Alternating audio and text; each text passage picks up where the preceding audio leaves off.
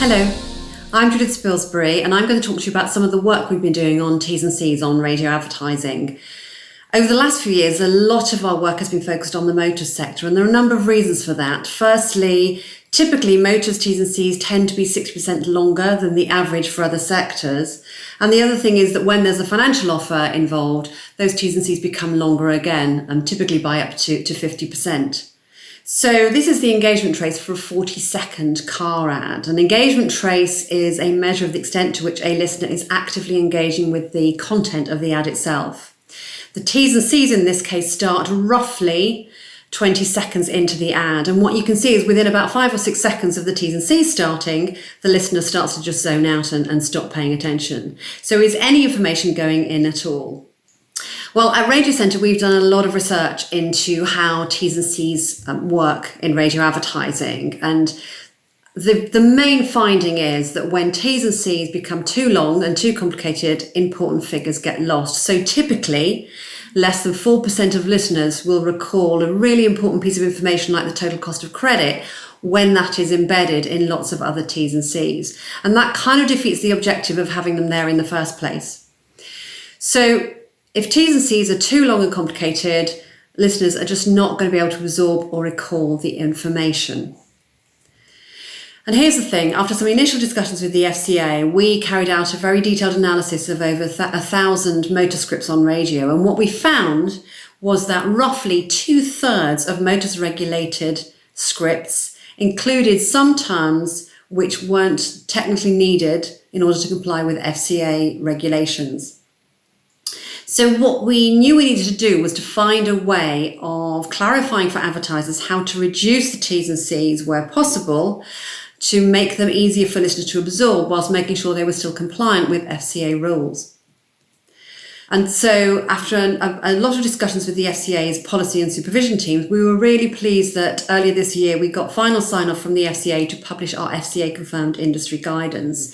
If you have a look at our website, you'll find it there. There's also a link to it through the FCA's own website. What is FCA confirmed industry guidance? Well, it's basically a way of illustrating ways that advertisers can comply with FCA rules. As you can imagine, for our FCA confirmed industry guidance to be published, it had to go through several stages of scrutiny by the FCA, and quite rightly, because it was really important to get this right. 3 things I would point out relating to our own guidance. Firstly, this is not about replacing FCA rules, this is about respecting them. Crucially, it's about maintaining the FCA's overriding principle of ensuring financial promotions remain clear, fair and not misleading, but getting them to work in the radio space. And it's also about cutting out those Ts&Cs which aren't really needed, and the guidance actually lists a number of terms which often crop up in motors Ts&Cs but aren't always required. So what does that mean? Well, to illustrate, I'm going to play the example of a dealership ad, which we've made up, by the way, with some typical Ts&Cs at the end. The new Brand X Titanium could be yours for just £159 a month with an initial £1,200 rental payment at Brand X Dealership Roehampton. Personal contract hire agreement, £1,200 initial rental plus 47 months at £159. Subject to status, 18s or over. Total contracted mileage, 32,000 miles. Excess mileage charges and return conditions apply. You will not own the vehicle. Offer ends 31st August. So seemingly quite a simple message, but quite a lot of Ts&Cs at the end. So what I want to do now is go through stage by stage to illustrate how this guidance can help you reduce the Ts&Cs or at least simplify them to make them easier for the listener to absorb. So let's go. So for example, subject to status or 18s or over, those are terms the consumer would see as standard and expect to be included in any contract, so you don't need to state them here. Also, as long as it's clear in the ad that this is a hire agreement, you don't need to state personal contract hire agreement in the Ts&Cs. If you have any doubts and want to make it clearer, you could add something like yours to lease into the main body copy of the ad. The other thing is, if it's clear this is a lease arrangement, you don't really need "you will not own the vehicle" in the ad itself or in the Ts&Cs. Excess mileage charges is an interesting one. We had quite a few discussions with the FCA and also with the Financial Services Consumer Panel. And the general conclusion we drew was that the consumer generally expects any financial arrangement like this to include a mileage limit. And that if they went over that limit, they would pay excess charges. So you don't really need this in your ad unless the price that you are quoting is based on a mileage limit which is below the typical mileage you'd expect for that car.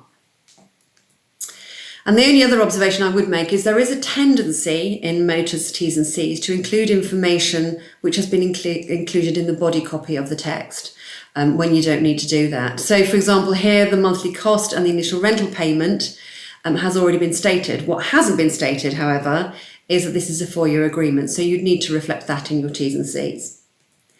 So there you have it. Not only clearer and simpler Ts&Cs, but just have a listen.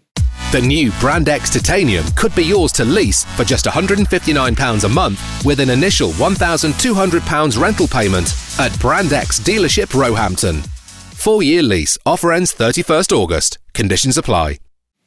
They also sound so much better. So thank you. I hope you found that useful. Do have a look at the FCA confirmed industry guidance for motors brands on our website. And do, if you have any questions or can't find it, do get in touch. Thank you very much. Goodbye.